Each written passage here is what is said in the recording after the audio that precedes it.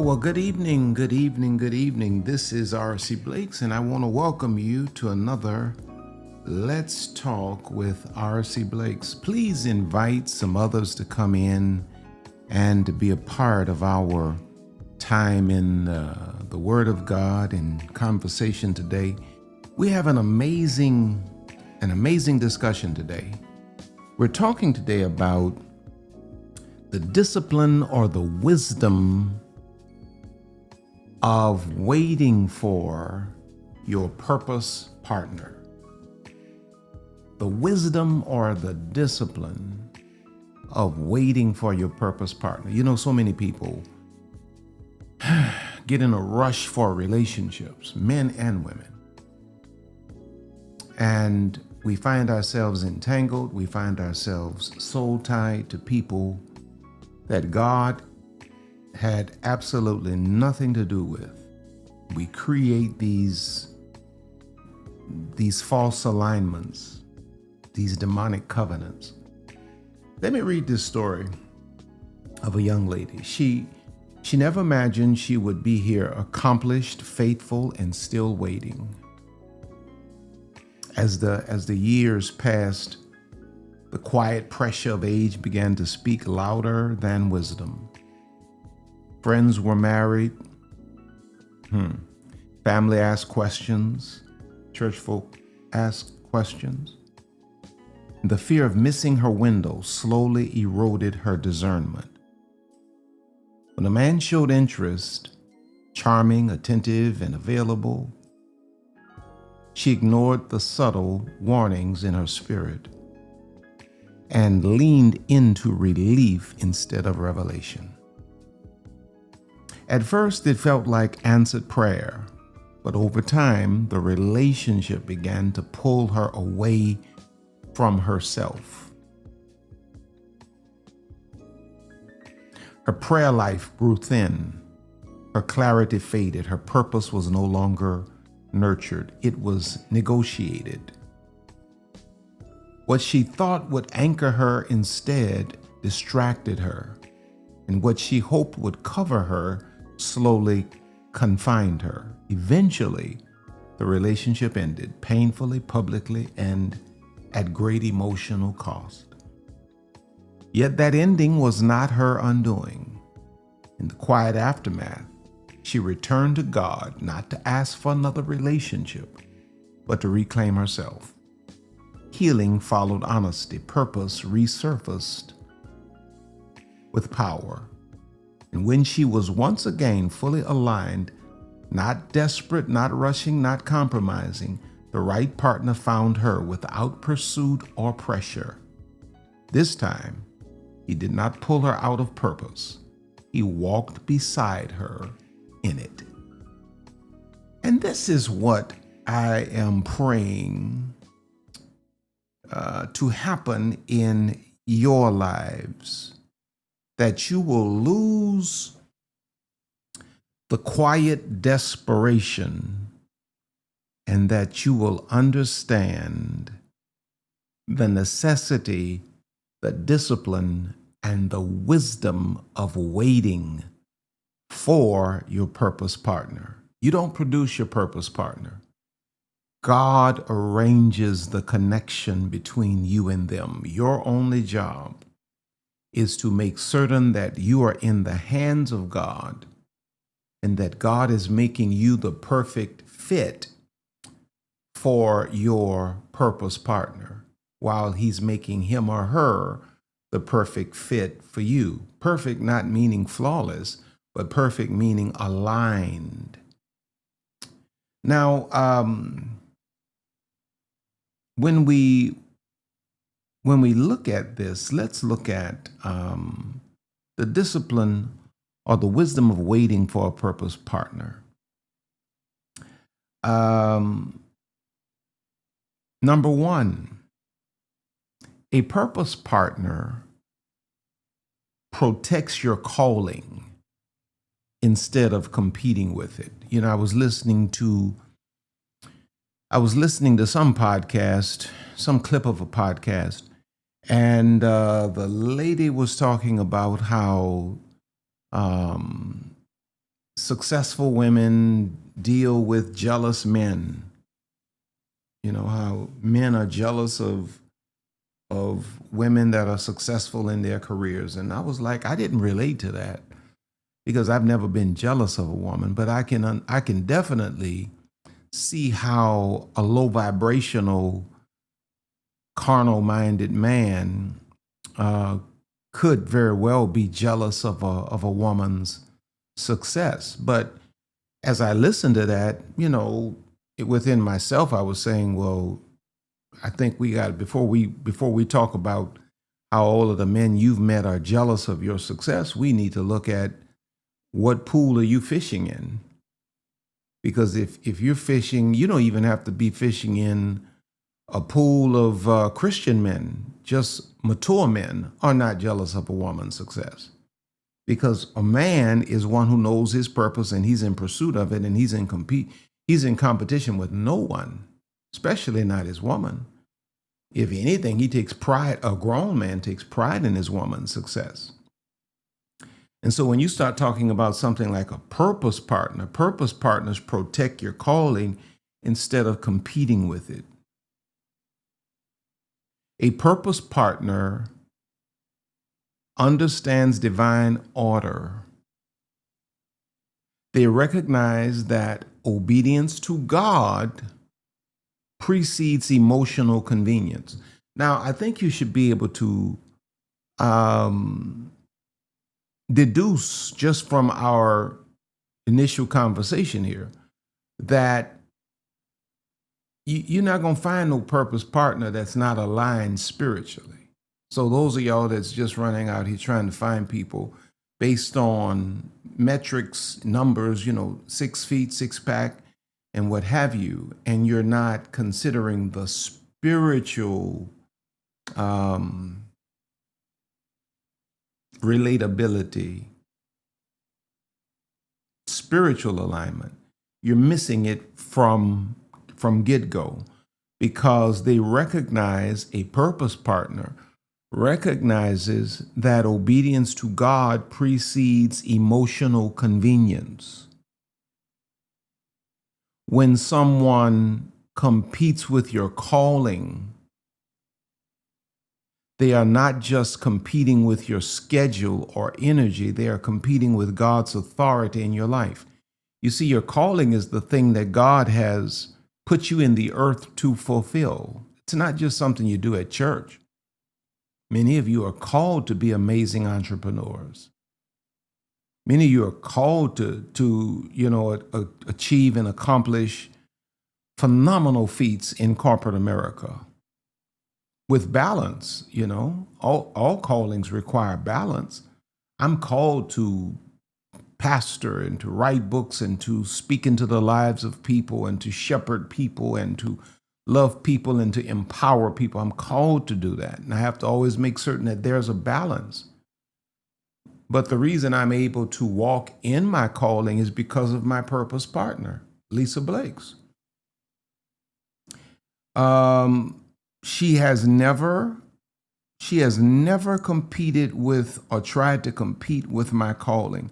She's always empowered me to do more of it. When someone competes with your calling, they are not just competing with your schedule or your energy. They are competing with God's authority in your life. This is why I say all of the time, you need to be married to your purpose, your calling, in other words, before you would even consider trying to find someone to do life with. Because if you divorce the thing God put you in the earth to accomplish as an individual, to make room or space for another person, that relationship is doomed anyway. And it was never ordained of God. The relationship that's ordained of God is one that's going to fit seamlessly into the thing God has called you to do, and you're going to fit seamlessly into the thing God has called them to do. And the two of you, because misalignment always produces pressure. while alignment produces peace. Lisa's always been aligned with the calling of God on my life. I've always been aligned with the calling of God on her life. Whatever that is, whatever it is God has called her to do, I'm 1,000% in support of it. Why?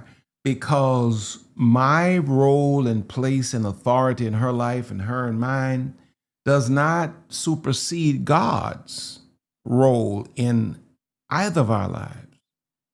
And so we both submit to the will of God for each of us. And likewise with your purpose partner is someone that's not going to be in conflict with your calling, not competing with your calling. Going to be someone that's going to be in support of your calling. Like this thing you're trying to make happen now with this person, you're trying to force this through. And the whole while you're trying to force this through, you haven't paid attention. You've been backing up on everything God has told you to do.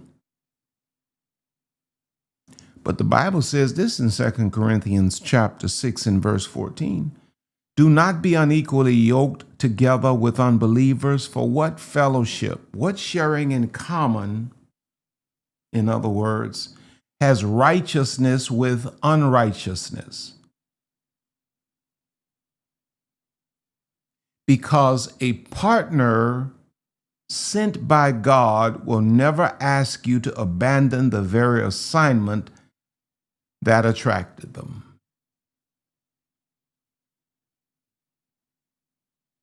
I love it. Let me see. I don't have no amens here, so I got to go to the missionary. That's my missionary. Missionary say I'm doing good. Anyone, write this down somewhere, anyone who asks you to abandon your calling is asking you to betray your future. If you ask me to not be who I am authentically in God as an individual, you're asking me to betray my own future. So here's some questions for you, some self-assessment questions, just for you. Have I ever reduced obedience to preserve a relationship? Have I ever reduced obedience to preserve a relationship? Have I ever not been as obedient to God as I should have been to preserve a relationship? If you have been, if you've done this and you're comfortable with sharing it, please put it in the chat. Somebody needs to know they're not by themselves. Here's another question. Do I feel supported or restricted when I pursue God's calling or God's call in my relationship? Do I feel supported or do I feel restricted when I pursue the call of God? Here's a third question for you. Am I in this moment prioritizing connection over conviction? Am I convicted to be doing something else, but I'm trying to stay connected to this person that's disagreeing with the conviction that I have? And maybe I'm not strong enough or wise enough right now to understand that I got to follow the conviction of God as opposed to the connection with this person.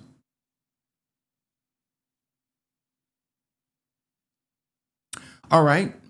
Main point number 2. What was number 1? Number 1 was a purpose partner protects your calling instead of competing with it. My wife many times reminds me of what I'm called to do. Yeah. She even when it takes time from her or it makes life not so convenient for her, she'll say something like, no, but you know what God has called you to do? We got to do X, Y, Z. I would like to do this and this, but we got to do X, Y, Z because you know what God has called you to do. In fact, it's no longer what God has called you to do. It's what God has called us to do. Because when you're with your purpose partner, it's like your lives just blend together like sugar into Kool-Aid. The two become one, right? So number one, a purpose partner protects your calling instead of competing with it. You got this person just competing with your calling, pulling you all the way out of alignment with God's will for you. Number two, they bring emotional regulation and not chaos. In other words, your purpose partner produces emotional safety. But when you're struggling with broken consciousness, especially as a woman, well, not just as a woman, men too. Men that struggle with broken consciousness find themselves, just like women, attracted to the chaos. But when you are whole and healthy as an individual, you're searching for emotional safety. Emotional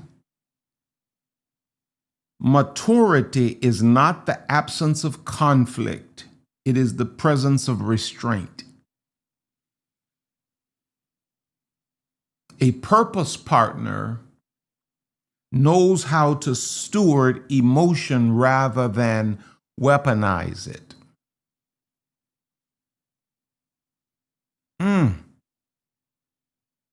My wife and I have never weaponized our roles in each other's lives, and we are emotionally connected. I mean, wow, you talking about a soul tie, a righteous soul tie. That's what we got. We are connected. But as much as I know how much my wife loves me, I've never weaponized that. As much as she knows how much I love her, she's never weaponized that. And purpose partners, a person that would be your purpose partner, they bring emotional regulation, not chaos. They produce an environment of emotional safety. They know how to steward emotion rather than weaponize it. They do not create instability as a form of control or intensity as proof of passion. Because chaos is not chemistry. Volatility is not intimacy. Your purpose partner, like some of you date multiple people, and please understand, just because somebody's dating doesn't mean they're sleeping with people, right? Some people are actually, going on dates, getting the data, and you're trying to decide between one of three, let's say one of three guys that you're just kind of going out with. Well, if you don't watch it, your broken consciousness will have you writing the emotionally safe guy off because he seems to be boring. While you'll find yourself leaning towards the more exciting guy, exciting in terms of, it's like a roller coaster ride, but emotionally you're unstable, and you're just hoping that as time goes on, you will become more stable. No. A relationship should never start based on chaos and excitement, and then we hope we get to a place of safety. The person that you should consider should be the one that is safe, the one that calms your nervous system, not the one that has you way up here. And I think as time goes on, I'll feel more safe. No, it doesn't usually go like that. The Bible puts it this way in 1 Corinthians chapter 14 and verse 33. It says, "For God is not the author of confusion, but of peace." You can pretty much identify or locate your purpose partner or purpose partner potential by peace. Peace is not weakness, it is evidence of strength under control. You see, your purpose partner is not a man that's going to be out here volatile, fighting in the street and all of that. He's a peaceful man. He's a humble man. Doesn't mean he can't break somebody's jaw when necessary. He's just a meek guy. And he's good for your nervous system. He allows you to relax. He allows you to breathe. Here's a statement for you. If love consistently leaves you dysregulated, it is not love. It is a drain.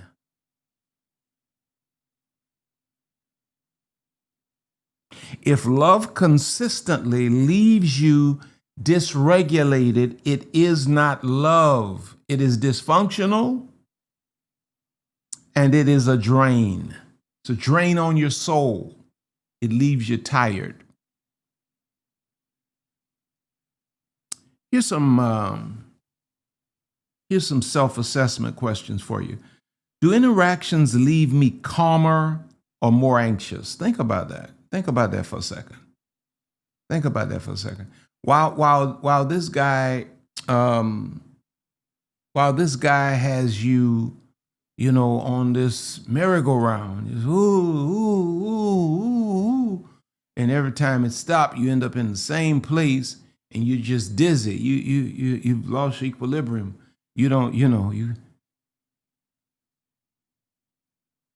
Does it leave you calmer or more anxious?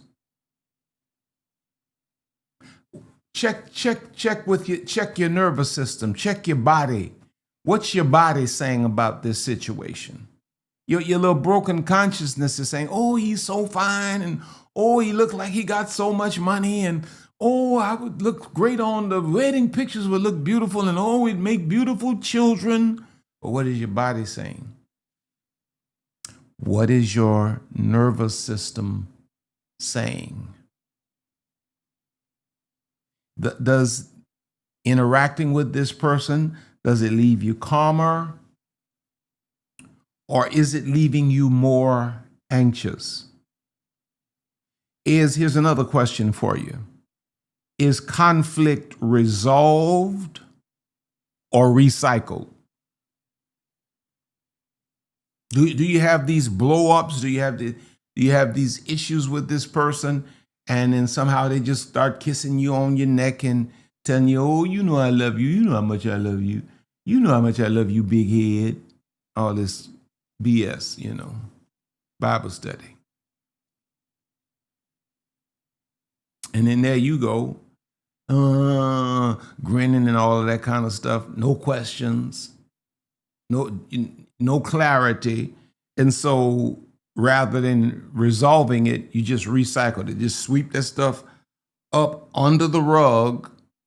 And now here you are dealing with the same stuff over and over and over and over. When you started this stuff, you was a young girl with long, beautiful black hair. Now you're an older woman and cut your hair off and most of it's gray, and you still dealing with the same stuff. Don't even have a wedding ring to show for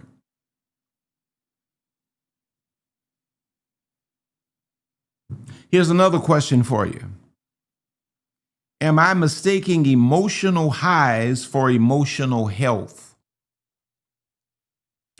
Am I mistaking emotional highs for emotional health?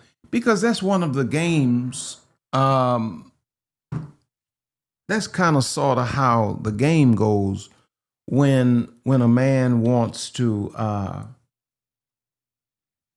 separate a woman from her logic and her discernment. He creates these situations where he brings her up real high. He'll be the ideal guy. He'll play the role of the man you desire most, and he'll wine and dine you. And man, he'll get you to where you're swept off of your feet. Usually when you get swept off your feet, the next location is on the ground on your back. I'm gonna let y'all read into that. Sweeping you off your feet, you see. I'm gonna leave that alone. You're mistaking emotional highs for emotional health. When a man wants to take advantage of you, romantically, let's just put it that way, he'll sweep you off your feet, bring you up real high, and before you know it, by the time you come back down and realize what really just happened, you've cashed in 4, 5, 6 years of abstinence, and you've cashed in your promise to God that you're going to wait for marriage and all of that with a man that more than likely doesn't even plan on marrying you. Because that's one of the games. Bring you up real high, and you think, oh, this is great, this is perfect, we are aligned. Bam! There you hit the ground. When you hit the ground and you come back, you snap back to reality. You've given up things that you said you would never give up, and now you don't realize it until homeboy buttoning his shirt up to my, well, I got to go now. I got to get to my job. Yeah, I'll holler at you. See, that's because you didn't have a mind to wait for a purpose partner. Your broken consciousness is rushing, because a purpose partner will bring emotional regulation and not chaos. They will produce emotional safety. Number 3, purpose partner. With a purpose partner, or one that is a potential purpose partner, their spiritual alignment multiplies impact. There's agreement and authority. In other words, alignment is not, watch this, when we say alignment is not sameness. It is shared submission. Two people may differ in personality and gifting, but if they submit to the same authority, the Lord Jesus Christ, their unity produces spiritual power. When alignment exists, prayer becomes partnership, not persuasion. Faith is activated, not debated. I love what Amos 3:3 says. How can two walk together unless they are agreed? Now, I hope you're getting this here, because there are too many of you that are intentionally running out trying to create relationships with people who are not aligned with you spiritually. Now, though that may work, can work possibly, with the grace of God, that you're in one place and your partner's in another spiritually. That is not the ideal. That is not the ideal plan of God. You should from the outset, as a wise woman or man, seek someone who's spiritually aligned, because spiritual alignment multiplies impact. When alignment exists, prayer again becomes partnership, not persuasion. Faith is activated, not debated. Look what Amos 3:3 says, and this is the New King James Version. It says, how can two walk together unless they are agreed? Agreement is not emotional, it is directional. Woo! Agreement is not emotional, it is directional. Unless we are going in the same direction. How can two walk together unless we are going in the same direction? There are a lot of people you're going to meet who are going to be fine, who are going to be, good looking people, a lot going for them, but they're going in a different direction. See, if I'm going north and Lisa's going south, we can't walk together. We got to be in agreement on direction. Now, we may disagree about the nuances of should we, veer more to the right or the left to go in the same direction? Should we go faster or slower? But we can walk together if we are in agreement about the direction. And there are too many of you who are trying to make relational decisions simply based on emotional compulsion and no directional alignment or attunement.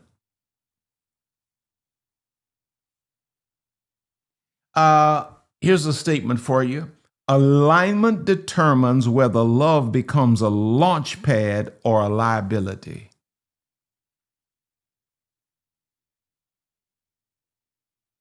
Now, here are some self-assessment questions. I got to hurry. My time is running away from me. Just looking at your present relationship, and put some answers in the chat if you don't mind. Do we agree on how God leads and corrects?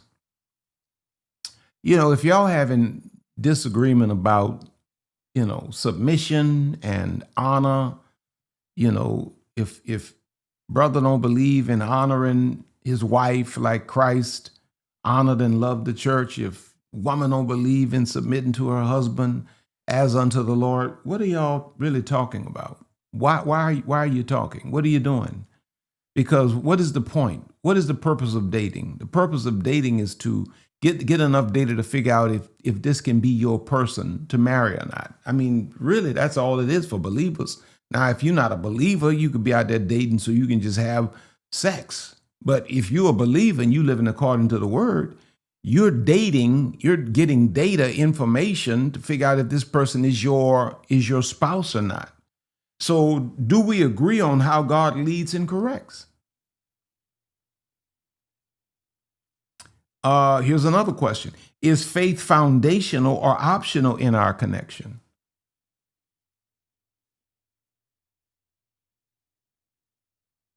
Here's another question. Would our unity increase or dilute spiritual authority?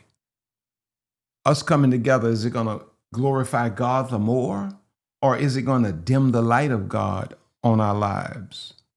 Because maybe one or both of us has a mind, or you have a mind to play the role of God over, my gifts, my calling. And now I'm struggling to obey God because of the things you desire from me. You won't let me, right, stay in sync with God. And if I can't stay in sync with God, I'm not in sync with you, as much as I might try to fool myself to believe I am. Is this resonating? Number four. Let's see. Lost my place here. Number 4. Waiting. Listen to this. Waiting prevents compounded loss because of protection and preservation. Impatience in the relational process often disguises itself as courage. But many relational wounds are not caused by bad intentions. They are caused by poor timing. Rushing does not heal pain, it multiplies it. I'm just going to take the leap. Okay. But waiting is how God limits damage you cannot yet see. While you're lamenting or mourning the idea of waiting, and you're talking about how old you are, your age, and all of this kind of stuff, waiting is how God limits damage that you cannot see.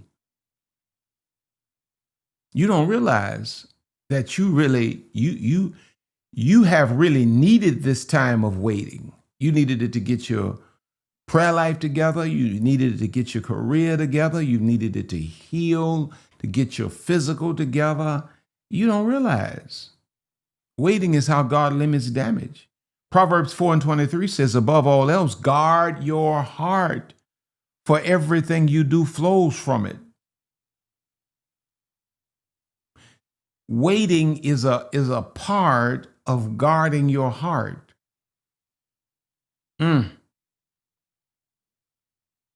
Some losses are not inevitable, they are avoidable. You gotta learn to wait. Wait on God. Stop moving. Stop moving by impulse. Stop moving because people are encouraging you that you should take the leap. No, no, no, no, no, no. Waiting prevents compounded loss. Loneliness can be endured. Watch this. Misalignment must be survived. When you are misaligned, you're finding yourself in survival mode.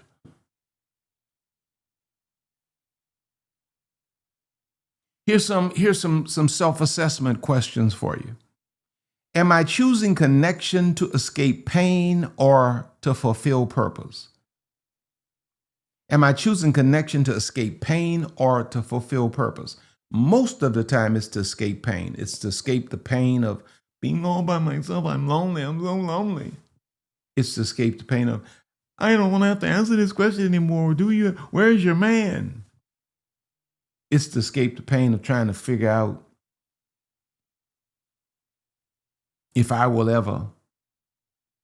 No, that's not the purpose of a relationship, though. The purpose of a God-ordained relationship is to fulfill purpose.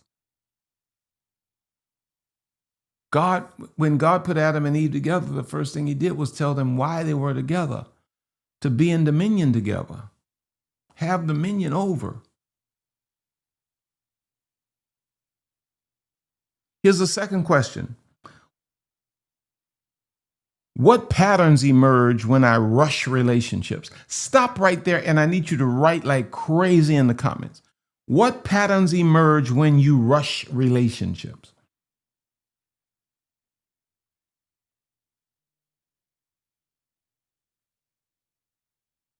Here's another question.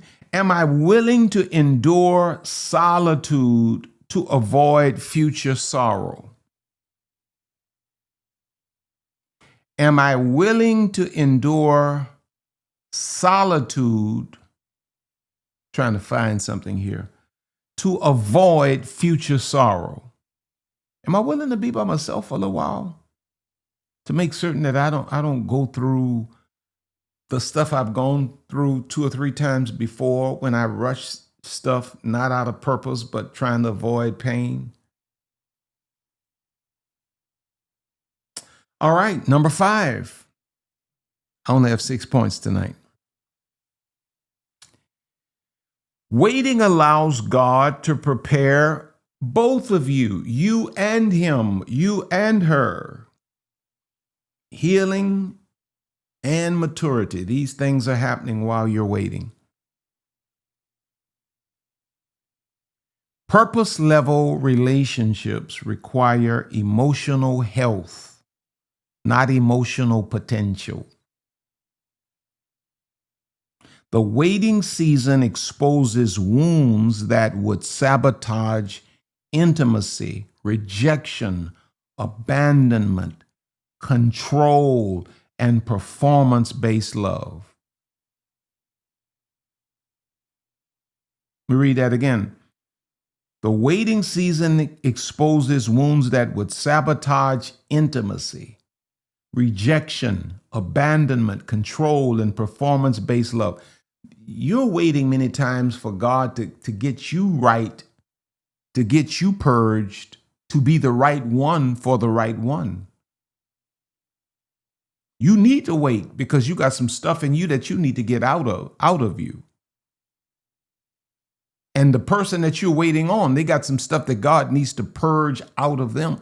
And then when God brings the two of y'all together, because God heals privately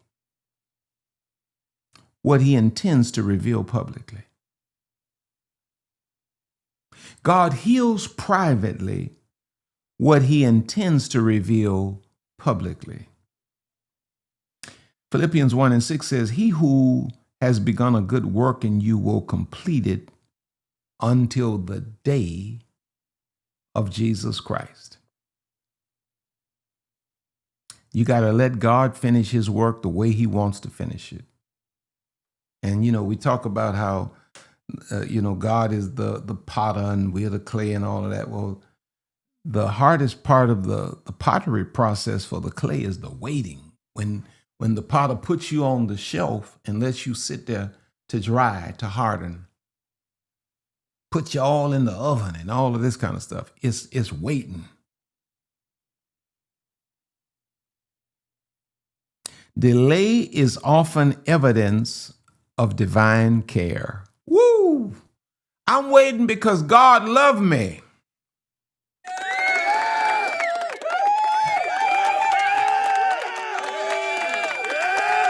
I said, I'm waiting because God loves me. I know God loves me the way he got me out here waiting. God will not rush you into what requires wholeness to sustain. You ain't whole enough yet. He ain't gonna rush you into what requires wholeness to sustain. You're a fraction of what you need to be. Here's some questions for you. What triggers still control my reactions?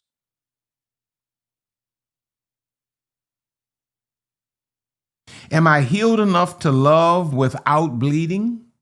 Am I healed enough to love another person without bleeding? Or am I going to go into a new relationship because I refuse to wait and now I'm going to be projecting onto that person what the other person was rather than being whole enough to receive them for who they are and take it day by day? Or am I going to be bleeding all over this person from wounds that another person created? Am I going to make somebody else pay the bill somebody else ran up?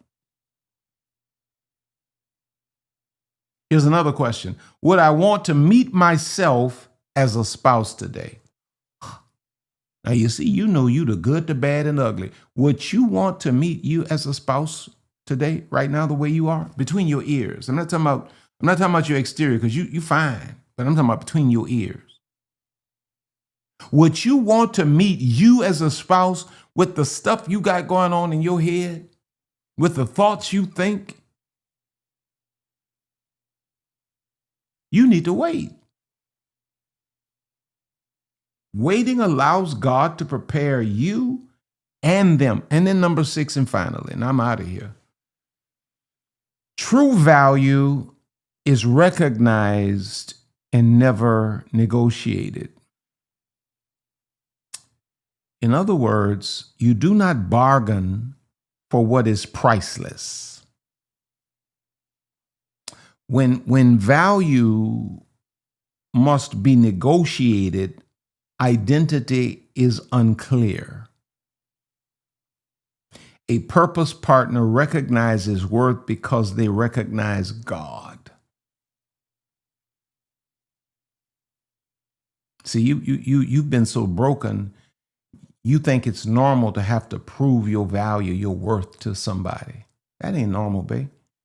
Your purpose partner is going to be, when God brought Eve to Adam, Adam knew who she was. He knew her inside out. He said he knew where she came from. He had a complete revelation of who she was. Your purpose partner recognizes worth because they recognize the God in you. You will not need to shrink. You will not need to mute yourself. You will not need to perform to be chosen by the right person. Look what 1 Corinthians 6:20 says. For you were bought at a price. Therefore, glorify God in your body. You have nothing to prove. True value is recognized, not negotiated. You ain't got to hike the hem of your skirt up to where you got to pull it down to stop the cheeks of your bottom from showing. You ain't got to perform, because your worth and your value is not negotiated.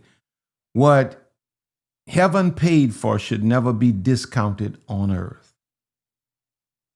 Anything that requires self-erasure is too expensive.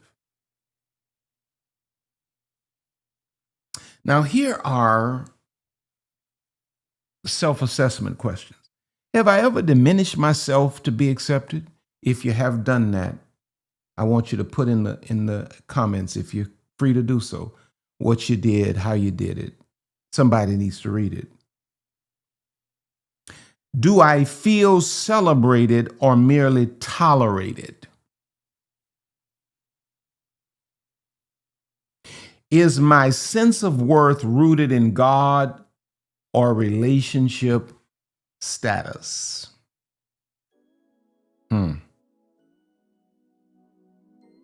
What?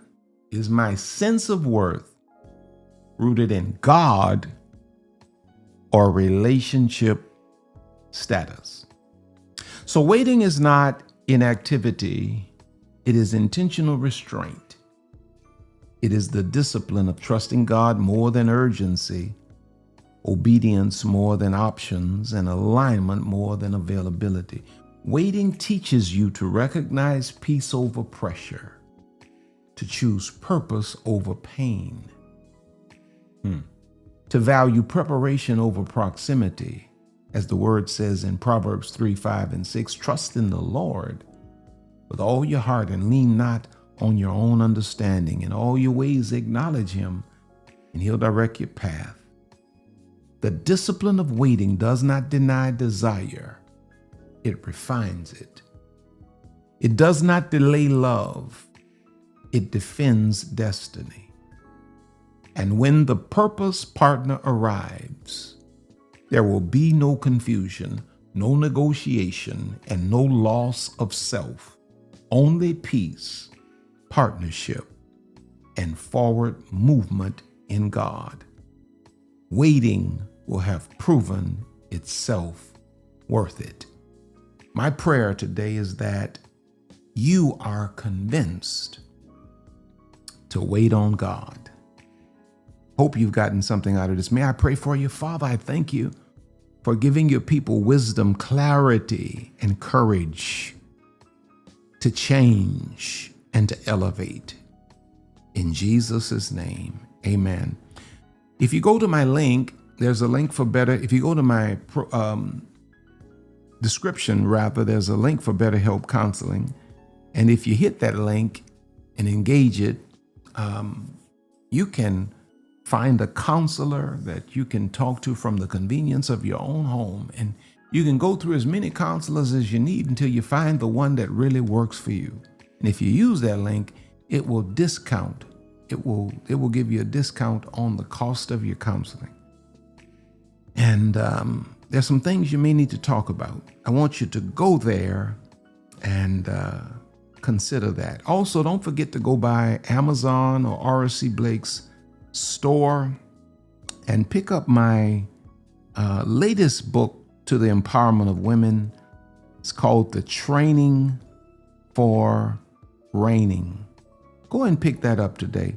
Or you may want to get this one, Queenology. That's the classic that everybody around the world is reading.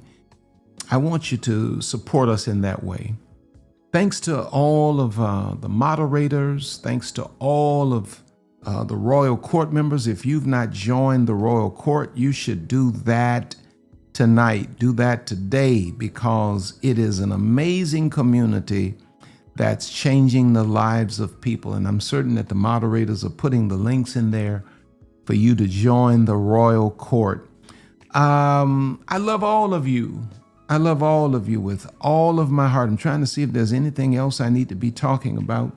I love all of you with all of my heart. We had an amazing Royals marriage retreat in Pensacola, Florida. This week, we're on our way to Italy to meet brothers and sisters in Rome. And it's going to be an amazing time. So many great things are going on. Just know that I love you with all of my heart, and you are on top and you're going higher. God has more in store for you. And with that said, let's go out like this. God bless you now. I love you. Have an amazing night.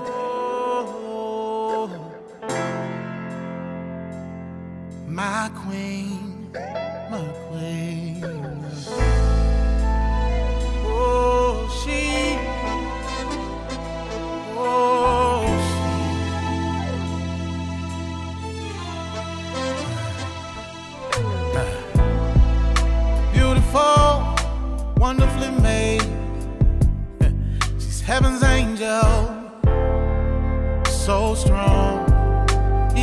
struggle, yeah. When life comes like a storm from every angle, she rises above it all, the backbone of every home. Nothing compares to all she do. The true meaning of every family. She's the glue. Yeah. Where would we be without you? You brought us Martin, Malcolm, and Obama. Yeah, and Jesus too. Oh, she's sophisticated, strong, simply amazing, humble, honest, and helpful, educated, ebony, eccentric, empowering. She's a queen, she's a queen. You better treat her like a queen. Oh,